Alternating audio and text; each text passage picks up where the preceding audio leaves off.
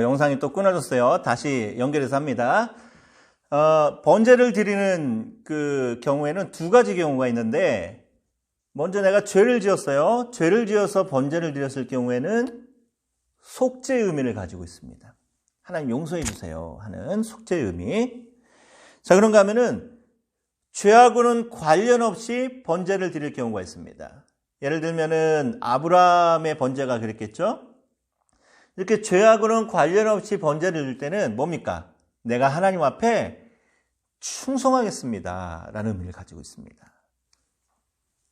그래서 속죄의 의미와 충성의 의미로 번제를 드린단 말이에요. 자, 근데 아까 처음에 이제 말씀드렸던 그 번제의 과정을 한번 생각을 해보세요. 어떤 사람이 속죄의 의미를 가지고 왔던, 충성의 의미로 번제를 가지고 왔던, 제물을 가지고 왔던 이 비싼 송아지 한 마리를 회막문 앞에서 안수기도 합니다. 기도할 때 마음이 어떻겠어요? 내가 죄를 지었는데 이 제물을 대신해서 하나님께 제사를 드립니다 라고 하면서 안수기도를 막 했겠죠? 하고 나서 제물을 죽입니다. 죽일 때 이게 얼마나 이 끔찍합니까? 여러분, 소 한 마리 어떻게 죽이겠어요? 여러분, 죽일 수 있는 사람이 어디 있습니까? 끔찍해갖고. 근데 어쨌든 죽여야 되니까 죽여요. 누구든지 이걸 다 해야 됩니다. 제사를 드리는 사람은 남녀노소 상관없습니다. 아무리 힘이 연약한 여자아이라도 본인이 직접 해야 돼요. 자, 이렇게 제물을 죽였습니다. 죽이는 것도 끔찍한데 가죽을 벗겨야 돼요. 막 피가 나오죠. 근데 이 빨간 피 막 낭자하고 막 이 얼마나 이게 끔찍합니까? 근데 피 받아갖고 다 이 제단 사면에 뿌렸어요. 그리고 막 잘게 토막을 냅니다. 이 토막 내는 것도 얼마나 힘든지 몰라요, 여러분. 그러고 나서 더러운 거, 내장 같은 거 깨끗하게 씻어갖고 갖다 줘야 돼요. 그렇죠? 그러고 나서 제사장이 장작을 버려놓고 이 소 한 마리가 완전히 수검댕이가 되어갖고 연기가 확 되어서 막 타올라간단 말이에요. 자, 이 모든 광경을 지켜보는 예배자, 제사를 드리는 사람, 이 모든 과정을 본인이 직접 하고 이 모든 과정을 직접 행했던 이 제사를 드리는 사람의 마음이 어땠을까요? 이런 마음 아니겠습니까? 활 타오르면서 연기가 되는 그 제물을 바라보면서 막 가슴을 치겠죠. 막 가슴을 치면서 내가 죽어야 되는데 저 죄 없는 동물이 대신 죽었구나 라고 생각하면서 또 어떤 생각이 들겠습니까? 근데 하나님께서 나 대신 저 제물을 받아주심으로 인해서 내 죄를 용서해 주시니 하나님 감사합니다. 그러면서 어떤 또 마음이 들겠어요? 내가 이제부터는 하나님 앞에 죄 짓지 않고 정말 열심히 거룩한 백성답게 살아가겠습니다 라고 하는 회개하고 자복하는 마음이 생기는 거예요. 그러니까 하나님께서 그 마음을 보시는 거예요. 그래서 실제로는 고기 타는 냄새, 뭐가 좋습니까? 소 한 마리가 완전히 연기로 타올라 나가는 냄새가 뭐가 좋습니까?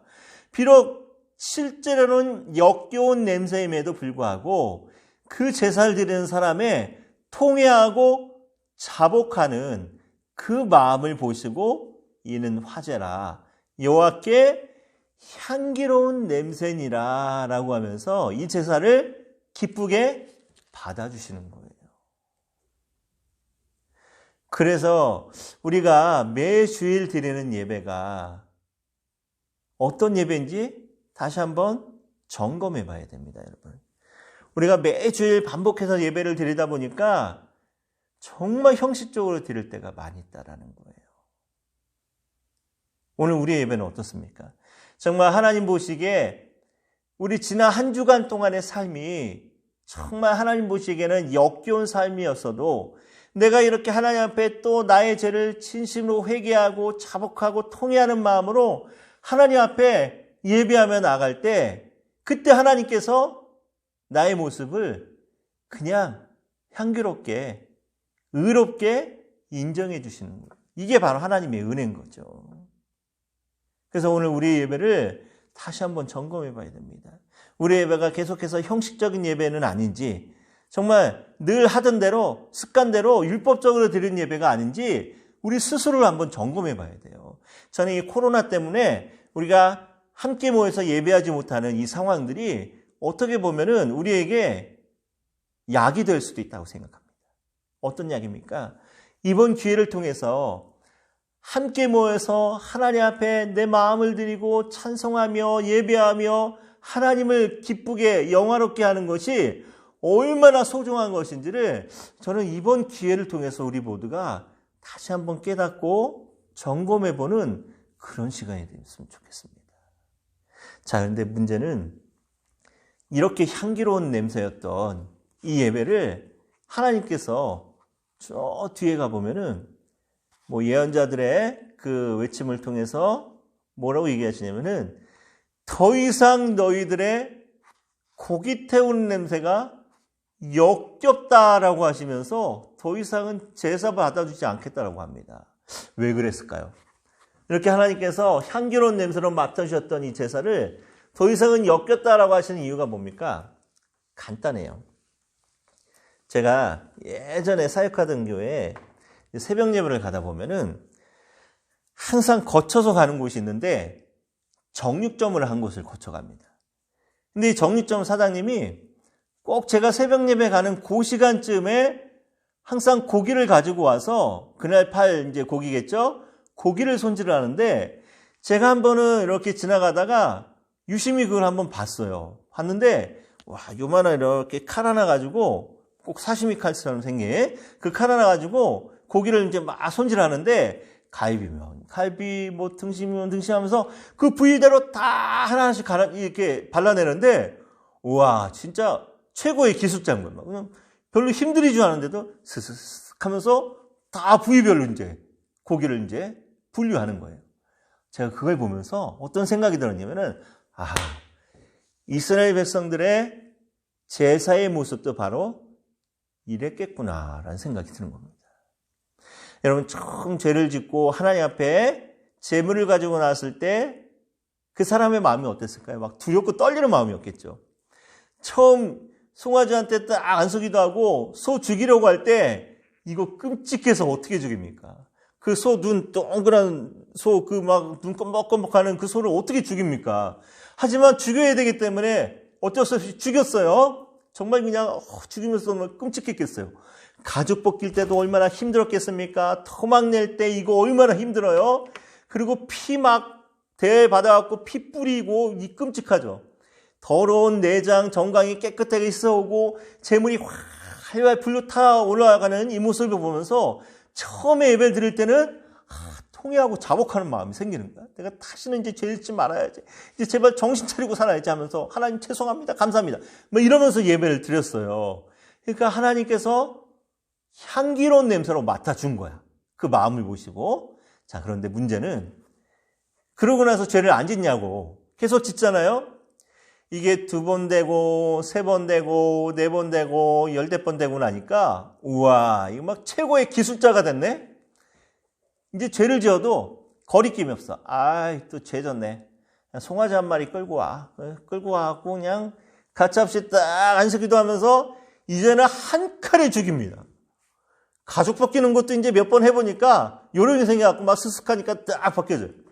막 피가 나도 이젠 끔찍하지도 않아요. 하도 많이 봐갖고 피 딱 대야 받아갖고 제단 사면에 뿌리고 막 토막 내고 막 정강이 씻어오고 막 활활 타오르는 건 이제 보면서도 이제는 예전처럼 내가 동물에게 너무 미안하구나. 내가 이제 다시는 죄 짓지 말아야지. 하나님 죄송합니다. 잘못했습니다. 했던 이 마음이 이제는 어떤 마음이 생겨요? 괜히 또 죄져갖고 또 아까운 짐승 한 마리 날아가네. 하면서 아까운 마음만 드는 거예요. 여러분, 오늘 우리의 모습이 그렇지 않냐는 거예요. 매번 되풀이되고 반복되는 예배 속에서 우리의 예배가 이렇게 일상적인 예배가 돼버리고 그냥 형식적인 예배가 돼버린 거예요.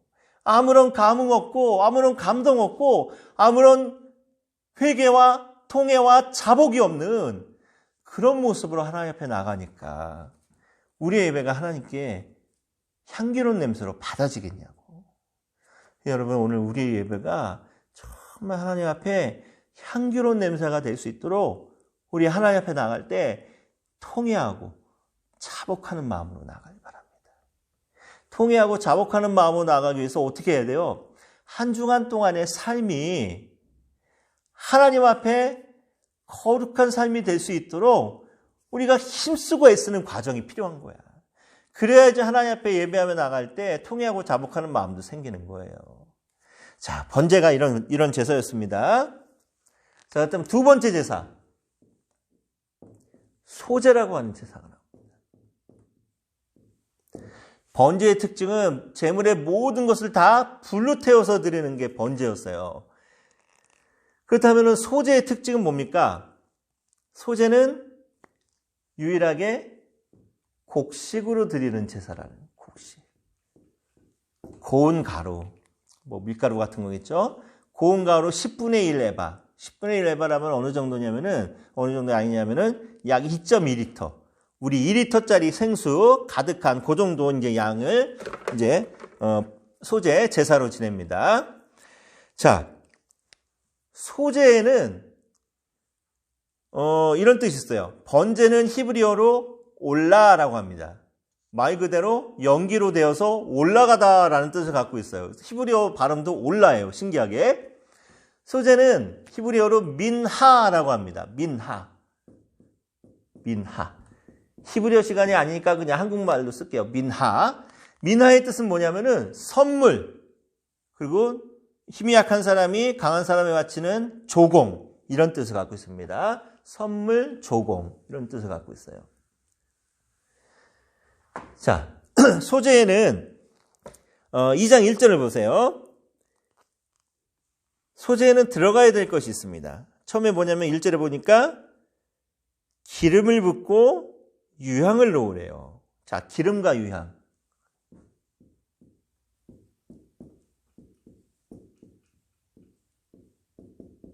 기름과 유향을 붓는데, 기름과 유향은 어떤 의미를 갖고 있는가 하면은 기쁨의 의미를 가지고 있습니다. 기쁨. 그러니까 하나님께 드리는 선물의 의미, 소제. 하나님께 나의 선물을 드리고 헌신을 드릴 때는 뭐 한다는 거예요? 어떻게? 기쁨을 드려라. 기쁨으로. 자, 그런데 2장을 보면은 소제의 제물의 종류가 제물의 종류가 아니라 제물에 드리는 방식이 다양해. 4절 보니까 화덕에 구워서, 요즘으로 치면은 뭡니까? 오븐에 굽는 거죠. 5절에 보니까 철판에 붙여라. 후라이팬에다 붙이는 거죠. 붙인 게 일종. 7절에 보니까 냄비의 것으로 드리는 건 뭐예요? 삶아서 드리라는 겁니다. 구워서, 부쳐서, 삶아서 다양한 방식으로 하나님께 소제라는 제사를 드리라는 거예요. 이렇게 여러 가지 방식으로 소제를 드릴 수 있게 하는 이유는 뭡니까? 우리가 하나님 앞에 드리는 헌신은 여러 가지 모양이라는 거예요. 하나님 앞에 드리는 예배도 그렇지만 우리의 달란트도 여러 가지 달란트입니다. 우리가 하나님 앞에 드릴 때 하나님 앞에 우리의 재능으로, 우리의 달란트로 헌신하며 나갈 때도 각양각색의 모습으로 정말 다양한 방식으로 하나님 앞에 드리라는 거죠. 자, 그런데 소제에는 절대로 넣어서는 안 되는 것과 반드시 넣어야 되는 게 있어요. 뭐냐면은, 절대로 넣어서는 안 되는 게 뭐냐면은, 누룩과 꿀은 절대로 넣으면 안 돼. 근데 반드시 집어넣어야 될 게 있어요. 뭐냐면은, 소금은 반드시 넣어야 돼. 절대 빠지면 안 돼. 왜 그럴까요? 누룩과 꿀은 왜 넣지 말라고 그랬을까요? 자, 누룩이나 꿀은 어떤 성질을 가지고 있습니까? 그 음식을 변형시키는 성질을 갖고 있죠. 누룩, 막 부풀려. 꿀이 들어가면 어떻게 됩니까? 금방 음식이 상하고 부패하죠. 그래서 누룩과 꿀은 절대 넣지 못하겠습니다. 근데 반대로 소금은 꼭 넣겠어. 왜 그랬을까요? 소금은 일종의 방부제 역할을 합니다. 음식이 상하는 것을 영원하다라는 의미에서 소금을 반드시 넣겠습니다. 자, 그렇다면은 이걸 어떻게 해석할 수 있나요? 하나님께 우리가 소제라는 제사로 하나님 앞에 헌신을 드릴 때 어떻게 절대로 변해서는 안 된다는 거예요. 이 마음이. 하나님 앞에 헌신, 하나님 앞에 충성, 하나님 앞에 감사, 하나님 앞에 봉사, 이 모든 마음들이 초심을 잃어서는 안 된다는, 변해서는 안 된다는 거예요. 그래서 누룩과 꿀은 절대 넣지 못하겠지만 영원히 변치 않겠다라는 약속으로 소금을 넣습니다. 그래서 소금 언약, 그러면은 영원히 변치 않는 언약이다라는 의미를 갖고 있잖아요. 그렇죠? 자, 이렇게 소제라는 제사, 이런 의미를 가지고 있습니다. 그 다음에 나오는 세 번째 제사가 뭔가요? 화목제.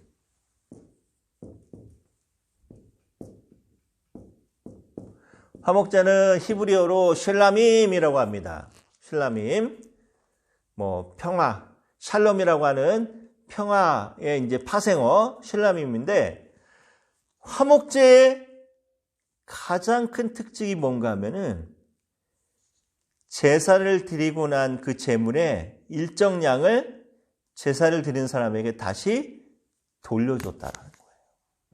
자, 말씀을 한번 볼게요. 3장 1절 말씀 보면은 화목제에 드리는 제물이 어떤 거냐면은 사람이 만일 화목제의 제물을 예물로 드리되 소로 드리려면은 수컷이나 암컷이나 흠없는 것으로, 화목제에는 암컷을 드려도 됩니다. 그리고 6절 보니까 제물이 양이면 역시 수컷이나 암컷, 흠없는 것. 12절 보니까 염소면 역시 마찬가지로 흠없는 것이겠죠. 자, 화목제는 소, 양, 염소. 비둘기, 작은 새는 안 돼요. 이 세 가지로 딱 정해집니다. 자, 왜 새는 드리지 못했는지는 좀 이따 얘기하고, 화목제의 가장 큰 특징이 아까 뭐라고 그랬죠? 제물의 부위를 돌려받는다고 그랬죠? 역시 또 소를 예를 들게요. 자, 제사를 드리는 방식은 번제하고 비슷합니다. 자, 그런데 어떤 방식이 다른가 하면은 소를 제물로 드리고 난 다음에 내가 제사를 드려왔으면 나에게 다시 돌려주는 거예요. 근데 뭘 돌려주냐면은 앞 가슴살하고 오른쪽 뒷다리는 누구에게 주냐면은 제사장에게 줍니다. 요거는 3장에 나오지 않고 7장인가 8장 후반부에 나와요. 제사장의 규례. 제사장의 몫으로는 가슴살하고 오른쪽 뒷다리를 줍니다. 일종의 사례비겠죠. 뒷다리를 주고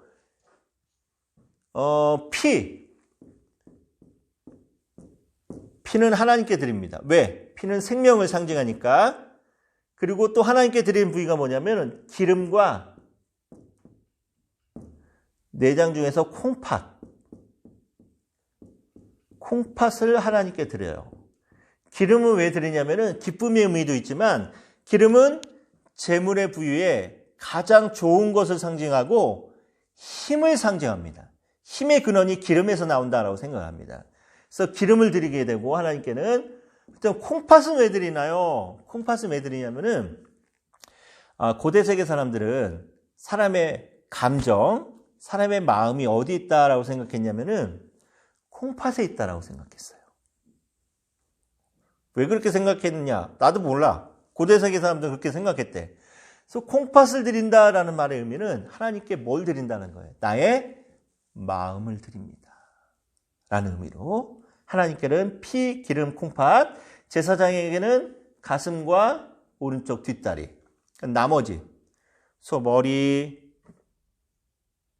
뒷다리, 그리고 또 영상이 끊어져서 다시 연결해서 합니다. 죄송합니다. 제가 최대한 편집할 때 최대한 하나로 잘 편집해서 올릴 테니까 이해해 주시고 들으세요. 제사장에게는 아까 가슴살, 오른쪽 뒷다리 준다고 그랬고, 하나님께는 피, 기름, 콩팥을 드린다고 했어요. 자, 그 다음에 제사장에게는 나머지 부위를 다 돌려주는 거예요. 돌려주는 이유가 무엇인가 하면은 식사하라는 거예요. 식사. 맛있게 밥 먹어 라고 다 돌려줍니다. 어떤 부위가 남았나요? 머리 남았죠. 소머리. 온 몸통 다만 남았죠. 그 다음에 앞다리 2개 다 남았죠. 그 다음에 왼쪽 뒷다리 남았죠. 꼬리 남았죠. 모든 게 다 제사를 진 사람에게 돌려주고 먹으라는 거야. 자, 근데 조건이 하나 있습니다. 먹긴 먹어야 되는데 언제까지 먹어야 되는가 하면은 그날 해 떨어지기 전까지 다 먹어야 되는 거예요. 자, 그러니 아무리 많이 먹는다 할지라도 또 아무리 고기를 좋아한다 할지라도 이 많은 것들을 한 사람이 어떻게 다 먹습니까? 그러니까 어떻게 해야 될까요? 온 가족 친지들 다 불러 모으고 또 이웃들까지도 다 불러 모으고 함께 먹고 마시는 거야. 즐겁게 잔치를 베푸는 거예요. 자, 그러다 보니까 어떤 생각이 듭니까? 아, 엊그저께 나하고 싸운 아무개 김지사가 생각이 나는 거예요. 그럼 어떻게 해요? 김지사 좋아하는 안심한 덩어리 갖고 와서 이참에 화해를 해야겠다. 딱 갖고 와서 지난번에 내가 미안했어. 그러니까 이거 먹고 화 풀어 하면서 딱 찾아가면은 누가 그걸 가지고 화를 내겠습니까? 아유, 생각해보니까 제가 잘못했어요. 제가 미안해요 하면서 서로 관계가 화목해지는 거예요. 식사를 통해서. 자, 그래서 화목제를 통해서 하나님께서 원하시는 게 뭡니까? 죄로 인해서 멀어졌던 하나님과 사람과의 관계도 다시 연결해서 화목시키고 또 이웃과의 관계도 다시 화목하게 하는 것. 그래서 위로 하나님과의 관계, 옆으로 이웃과의 관계가 서로 화목하고 기쁘고 즐거워지기 위해서 그래서 하나님께서 화목제라는 제사를 우리에게 주신 거예요. 자, 그래서 우리는 화목제를 통해서 하나님과의 관계도 화목할 수 있고 이웃과의 관계도 화목할 수 있습니다. 그래서 예수님께서 뭐라고 말씀하셨나요? 성전에서 하나님께 제사 지내기 전에 형제와 다툰 일이 생각나면은 어떻게 하라고 그랬어요? 먼저 가서 내 형제와 함께 화해해라. 그러고 나서 예배 드리라는 거예요. 자, 오늘 우리에게도 하나님 앞에 예배 드리는 거 정말 신령과 진정으로 다해서 정성스럽게 예배 드리는 거 중요합니다. 근데 그 이전에 내가 누군가의 관계가 원만하지 않다면, 원수로 지내고 있다면은 먼저 화해하십시오. 화목하고 난 다음에 하나님께 예배 드려야, 그래야 하나님께서 그 예배를 향기로운 냄새로 맡아주시는 거예요. 자, 그런가 하면은 네 번째 제사가 뭡니까? 속죄제. 자, 속죄제를 다른 말로 뭐라고 그런다고 했죠? 정결제, 정화제라고 그랬죠? 뭘 정결하게 하고 뭘 정화시키는 건가요? 요즘 코로나가 극성을 부리고 있으니까 코로나를 예를 들게요. 코로나로 감염된 사람이 지금 예를 들어서 우리 대학원 500몇 호 강의실인지 생각이 안 나네. 지금 이 강의실에 들어와 앉아 있어요. 그럼 이 감염된 사람이 가는 곳마다 다 뭘로 오염되는 겁니까? 코로나 바이러스로 오염돼요. 그럼 어떻게 해야 돼요? 방역해야죠. 깨끗하게 바이러스를 죽이는 소독 작업을 해야 됩니다. 마찬가지로 내가 죄를 짓고 가는 곳곳마다 나 때문에 이 장소가 어떻게 된 거야? 죄 때문에 내 죄로 인해서 오염이 된 거예요. 그러면 하나님께서, 거룩하신 하나님이 죄로 인해서 더럽혀지고 오염된 곳에 오실 수 있어요, 없어요? 임재하지 못해. 그렇기 때문에 하나님이 임재하게 하기 위해서 내 죄로 인해서 더러워진 모든 것을 다 깨끗하게 정화시키는 거예요. 정결하게 하는 거예요. 그게 속죄제의 특징입니다. 이것과 함께 속죄제의 정말 큰 특징은 무엇인가 하면은 두 가지가 있어요. 이 제사를 드리는 사람의 사회적인 신분에 따라서 제물의 경중이 달라집니다. 그리고 이 사람의 사회적 신분에 따라서 제물의 피를 처리하는 과정이 달라요. 자, 어떻게 다른가 하면은 레위기 4장을 봅니다. 먼저 제사장이나 전체 이스라엘 백성들이 죄를 범했을 때는 어떻게 하는가 하면은 4장 3절 보세요. 먼저 제사장이 범죄하여 백성의 허물이 되었으면 그가 범한 죄로 말미암아 어떻게 흠없는 숫송아지로 제일 좋은 제물로 하나님께 제사를 지내야 돼요. 속죄제. 피는 어떻게 합니까? 6절에 보니까 성소의 휘장 앞에 7번 뿌릴 것이다. 그리고 향단 뿔들에 바르고 앞 번제단 밑에 쏟아라 라고 얘기합니다. 13절에 보니까 이스라엘 온 회중이 죄를 지었을 때는 역시 마찬가지 14절 보니까 숫송아지를 속죄제로 드리고 역시 피를 마찬가지로 17절 보니까 휘장 앞에 7번 뿌리고 그리고 제단 뿔들 번제단 밑에 쏟을 것이다 라고 나와 있죠. 22절에 만일 족장 중에 한 사람이 죄를 범했어요. 그러면은 속죄제 제물이 뭐냐면은 23절 보니까 흠없는 숫염소. 근데 피를 어떻게 하냐면 25절 보세요. 4장 25절. 제사장은 그 속죄물의 피를 손가락에 찍어 번제단 뿔들에 바르고 피는 번제단 밑에 쏟고 번제단 뿔과 번제단 밑에만 피를 버리는 거예요.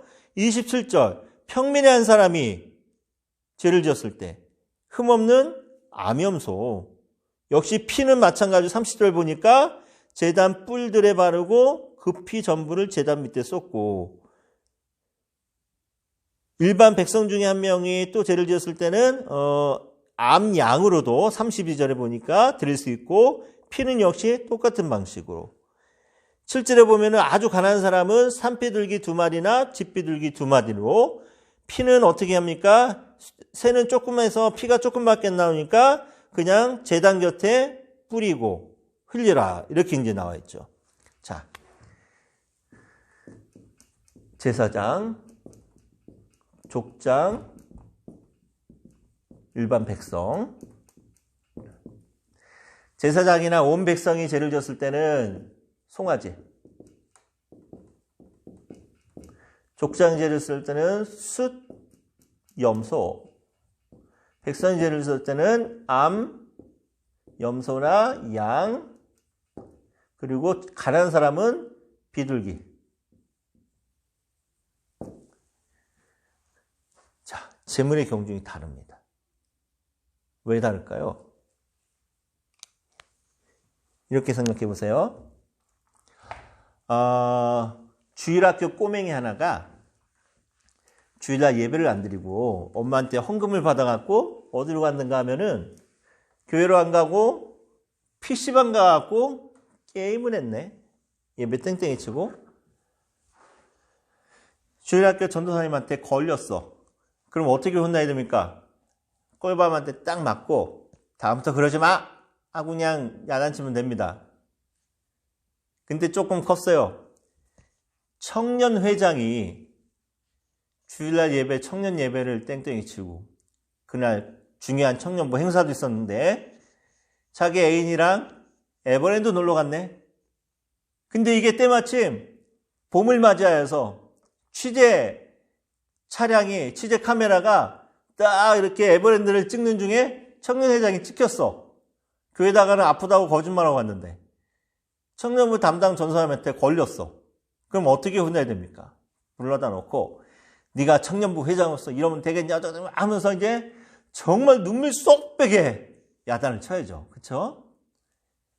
여전도회 회장 권사님이 너무 꽃구경이 가고 싶어갖고 주일날 아주 중요한 행사도 있고 그리고 식사 준비도 해야 되는데 땡땡이 치고 관광을 가버렸네. 담당 교구 목사님한테 걸렸어요. 어떻게 됩니까? 교구 목사가 정말 따끔하게 야단을 쳐야죠. 권사님이 이러시면 되겠냐. 한 교회의 어머니로서 이렇게 행동하시면 어떡하냐면서 정말 단호하게 그 죄에 대해서 이제 이야기를 해야 됩니다. 장로님 한 분이 주일날 골프가 너무 치고 싶어갖고 아프다고 핑계대고 골프 치러 갔네. 그날 당회도 있고 뭐 여러 가지 행사가 있었는데 담임 목사님한테 걸렸어요. 어떻게 됩니까? 장로직을 잠시 뭐 이렇게 징계를 받는다거나 중징계를 받아야겠죠. 담임 목사님이 저는 개인적으로 낚시를 좋아하거든요. 낚시가 너무 하고 싶어갖고 갑자기 아파서 응급실에 입원했다고 거짓말을 하고 낚시를 갔네. 근데 똑같이 주일날 예배 안 드리고 낚시 온 같은 교회 집사님하고 딱 마주쳐버렸어. 교회 소문이 다 났습니다. 그럼 그 목사는 어떻게 됩니까? 목사? 파면돼야지. 교회에서 쫓겨나야지. 자, 왜 그렇습니까?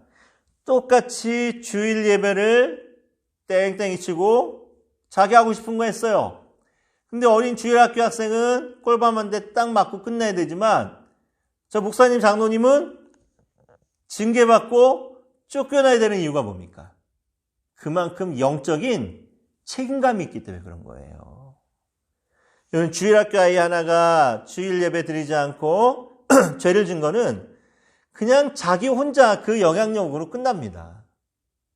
근데 청년회장이 그러면 어떻게 되나요? 청년부 전체에 영향력이 미치겠죠. 장로님, 수석장로님이 그러면은 교회 성도들 전체에게 담임 목사가 그랬다. 모든 성도들을 비롯해서 모든 장로님들에 비롯해갖고 모든 교회 전반적으로 이 영향력이 미쳐집니다. 그러니까 종교적인 신분이 높을수록, 종교적인 지위가 높을수록, 사회적인 신분이 높을수록 그 죄의 무게가 다른 거예요. 그래서 제사장이나 온 회중이 죄를 지었을 때는 가장 비싼 흠없는 숫송아지로 드리는 거고, 일반 평민이 죄를 지었을 때는 정말 가난한 사람은 작은 새, 비둘기 2마리로 속죄제를 드려도 그것이 인정이 되는 겁니다. 그래서 여러분이 지금 다 아마 교회에서 전도사님들일 거란 말이에요. 여러분들이 그만큼 교회 안에서 차지하는 영적인 영향력이 있습니다.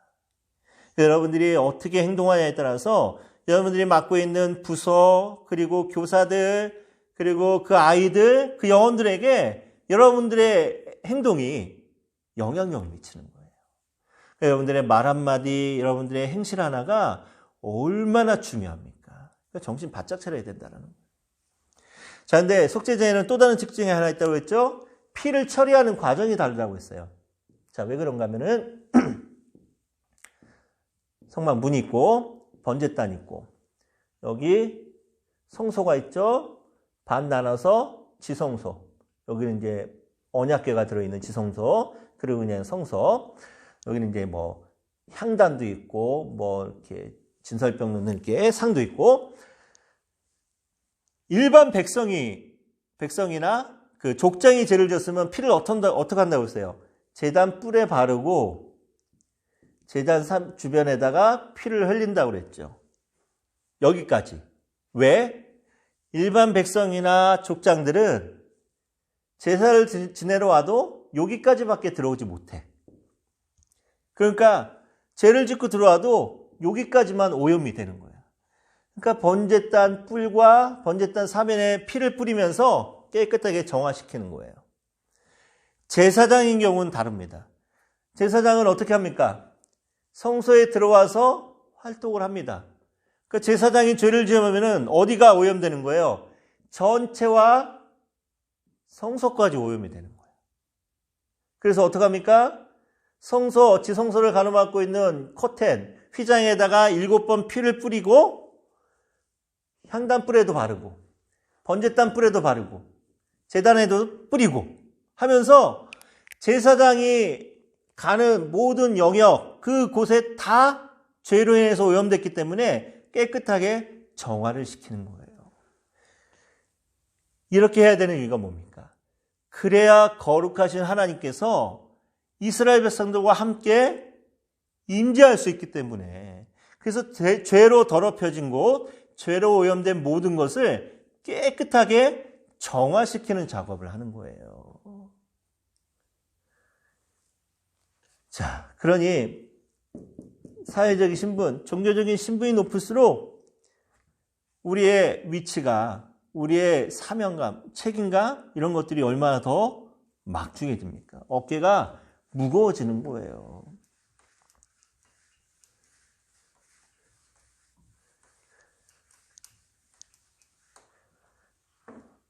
다섯 번째 제사가 뭡니까? 속건제. 속건제는 또 다른 말로 뭐라고 그런다고 그랬죠? 보상제라고 부른다고 그랬죠? 자, 뭘 보상합니까? 내가 죄로 인해서 하나님의 성물이나 이웃에게 입힌 피해를 완전하게 보상해 주는 거예요. 어느 정도로 보상해 주는가 하면은 6장 5절 말씀 보면은 본래 물건의 5분의 1. 5분의 1이면 뭡니까? 20%를 더해 주는 거죠. 5분의 1을 갚아주는 겁니다.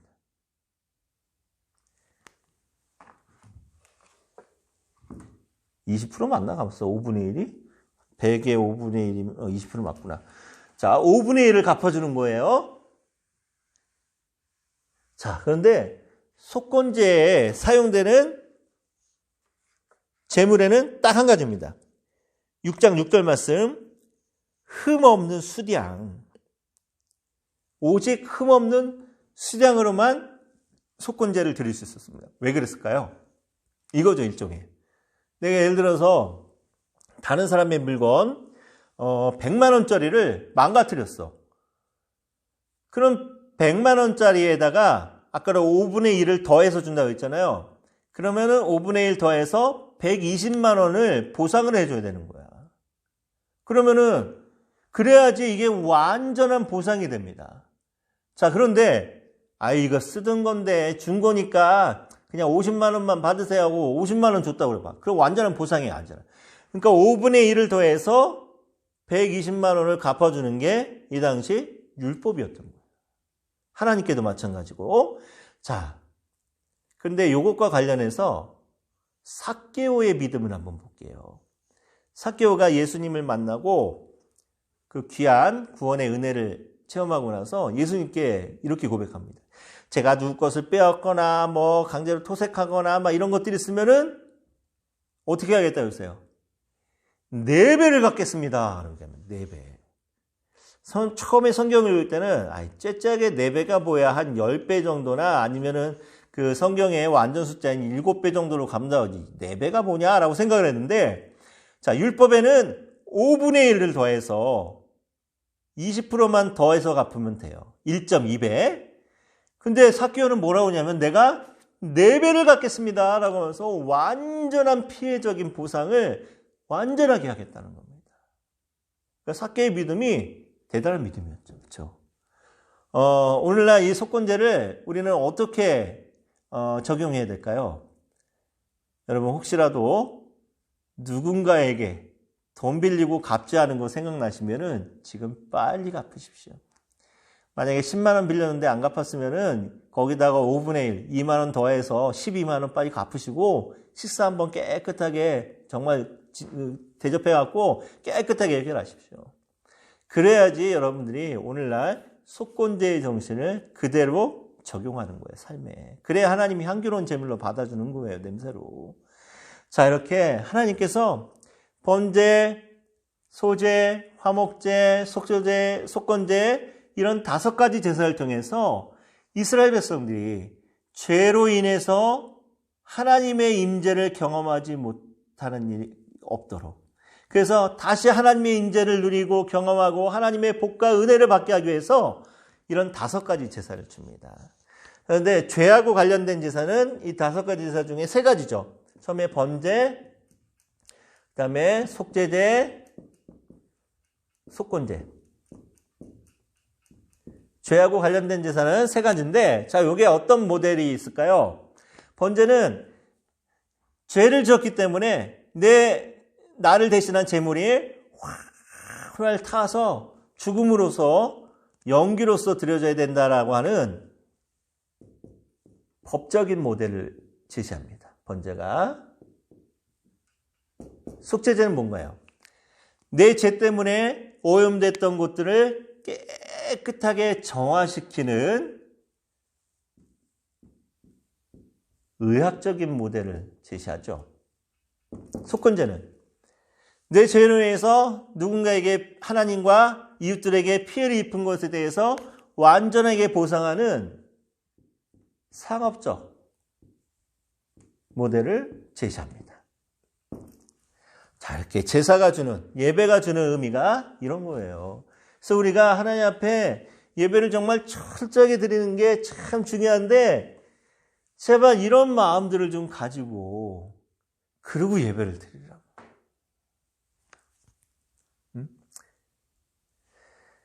자, 그렇다면은 제사 이야기는 여기서 이 정도로 하고, 강의안을 또 볼게요. 또 레위기의 신학적인 주제, 죄에 대해서 나타나죠. 자, 레위기에서는 죄의 해결책에 대해서 얘기합니다. 속죄가 어떻게 가능한가요? 짐승의 피를 통해서 가능하죠. 지금 제사 방식을 통해서 우리가 알았습니다. 자, 그렇다면 왜 하필이면 피입니까? 피는 생명을 상징하죠. 몸 안에 있을 때는 피가 사람의 생명력을 유지시키는 힘이지만, 피가 몸 밖으로 나왔을 때는 어떡합니까? 죽음을 상징하는 거예요. 그래서 피가 제단에 뿌려졌다라는 말의 의미는 누군가가 나를 대신해서 생명을 바쳤다라는 그런 의미를 갖고 있습니다. 대신해서 죽었다는 것을 상징하고 있죠. 자, 구절을 보세요. 레위기의 구절은 그냥 강의한 그대로 보면은 1장에서부터 15장까지, 그 다음에 중심에 16장이 있고, 16장에 어떤 사건이 있나요? 대속죄를 기록하고 있죠. 그 다음에 17장에서 마지막 27장까지 이런 구조로 이제 이어집니다. 16장을 중심으로. 자, 1장부터 15장까지를 보면은 아까 1장에서 거의 10장까지는 제사에 대한 규례를 쭉 담고 있어요. 근데 11장부터 15장까지는 어떤 이야기가 있는가 하면은 성경을 한번 보세요. 자, 먼저 11장에 정결한 짐승, 부정한 짐승에 대해서 나옵니다. 한마디로 말해서 먹을 수 있는 것과 먹을 수 없는 것에 대해서 이야기가 나오죠. 음식에 대해서 이야기가 나와요. 그 다음에 12장을 보면은 뭐가 나오는가 하면은 아이를 낳은 여인에 대해서 나오는데, 출산한 여자가 부정하대. 왜 부정한 거죠? 출산한 여자가 부정하다, 이 출산 자체가 부정한 게 아니죠. 생명을 잉태하고 아이를 낳는 것을 하나님의 가장 큰 은혜고 축복이자 하나님의 놀라운 창조의 섭리죠. 자, 근데 뭐가 부정하다라고 하냐면은 아이를 낳을 때 흘리는 피, 산혈이라고 하죠. 이게 부정하다라는 거예요. 그래서 임산부가 아이를 낳을 때 흘리는 피 때문에 피가 몸 밖으로 빠져나가면은 임산부의 상태가 어떻습니까? 온전한 건강을 유지하지 못하는 상태가 되는 거예요. 그래서 임산부를 부정하다라는 말의 의미가 더럽다, 불결하다 말의 그런 의미의 부정함이 아니라 임산부를 보호하기 위한 그런 정말 하나님의 귀한 배려의 율법입니다. 그래서 사람과의 접촉을 금하죠. 왜? 감염의 우려가 있기 때문에, 면역력이 떨어져 있기 때문에. 그래서 아이를 낳은 그 여인을 부정하다라고 하면서 일체 사람과의 접촉을 금하게 하는 이유, 일정 기간 동안 금하게 하는 이유는 이 여인의 몸이 완전하게 회복되어서 정상적인 몸이 될 때까지 이 여인을, 그리고 아이를 보호하기 위해서 이런 율법을 줍니다. 그 다음에 13절을 보면은 피부병에 대해서 이야기하고, 또 중간에 의복이나 가죽에 생기는, 이 집에 생기는 곰팡이 같은 것에 대해서 나오고, 14절, 15장 보면은 몸에 나오는 유출병, 뭐 생리라든가 아니면 고름이 나온다거나, 심지어는 정상적인 부부관계에서 남자의 사정 같은 이런 것들이 쭉 나오면서 하나님의 율법에 부정한 것, 그리고 정결하게 되는 과정을 설명합니다. 자, 그렇다면 한번 생각을 해볼게요. 11장부터 15장에 나타나는 정결 부정법에 대해서 하나님이 말하고 싶은 게 뭘까요? 먼저 음식에 대해서 나오죠. 그리고 출산에 대해서, 여러 가지 피부병, 곰팡이 같은 것, 그 다음에 유출병, 심지어는 부부간의 성관계까지 이제 거론을 하시는데, 자, 이걸 보면은 정말 중요한 한 가지 특징이 있어요. 사람이 먹는 것, 아이를 낳는 것, 그 다음에 그 의복에 나타나는 곰팡이나 이런 것들, 입는 것, 부부간의 성관계, 이 모든 것이 다 어디에서 이루어집니까? 집에서 이루어지죠. 자, 그때 하나님이 말씀하고 싶은 게 뭐예요? 이스라엘의 거룩은, 하나님 백성들의 거룩은 어디에서부터 시작해야 된다? 집에서부터 시작해야 된다. 집에서부터 구별되고 차별화된 모습으로 살아야 된다는 거예요. 하나님의 백성답게 살아야 된다는 겁니다. 우리 아버지가 교회 가서는 정말 존경받는 안수 집사님이고 장로님이고 그래. 근데 집에 와서는 엄마를 두들겨 패. 욕지거리 하고 세상에 못된 아버지고 못된 남편이야. 그러면 안 된다는 거예요. 우리 어머니가 교회 가서는 정말 봉사, 헌신으로는 그냥 둘째가 라면 서러울 만큼 정말 대단한 여전도 회장님이야. 근데 집안 살림은 개판으로 해. 그렇으면 안 된다는 거예요. 그리스도인의 거룩, 그리스도인의 구별된 삶은 집에서부터 시작해야 된다는 거예요. 내 아내로부터, 내 남편으로부터 먼저 인정받아야 되고, 내 자녀들과 내 부모, 형제들에게 먼저 인정받을 때, 그때 그 사람이 진짜 구별된 백성, 거룩한 백성이라는 겁니다. 그래서 구절을 보면서, 레위기의 구절을 보면서 이런 11장부터 15장까지의 이야기를 통해서 이스라엘의 거룩, 모든 믿는 그리스도인들의 거룩은 집에서부터 시작해야 된다는 거, 요거 잊으면 안 됩니다. 자, 16장은 레위기의 가장 핵심인 대속죄일입니다. 여기에 대해서 자세하게 공부하고 싶은 사람은 나중에 제가 강의하는 모세오경을 들으세요. 자, 대속죄일의 특징은 1년 동안 이스라엘 백성들에게 들어왔던 모든 죄를 깨끗하게 정화시키는 거예요. 근데 방식은 염소 2마리를 선택합니다. 염소 2마리. 한 마리는 온 이스라엘 회중을 위한 속죄제로 드려요. 여기까지는 문제가 없어요. 문제는 나머지 한 마리는 어떻게 하냐면은 안수기도 합니다. 대제사장이 안수기도의 의미가 뭐라고 했어요? 나와 이 제물이 동일합니다. 그리고 내 모든 죄를 이 제물에게 전가합니다라는 의미를 가지고 있다고 했죠. 그래서 대제사장이 안수기도 함으로 온 이스라엘 회중의 죄를 다 전가하고 이 염소가 온 이스라엘 회중입니다라는 것을 의미하면서 안수기도 합니다.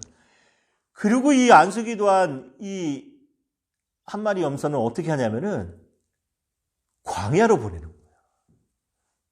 광야로 보내는데 광야에 누구에게 보내냐면은 아사셀에게 보냅니다. 그렇다면 도대체 이 아사셀이 뭐냐? 여기에 대해서 또 여러 가지 주장들이 있어요.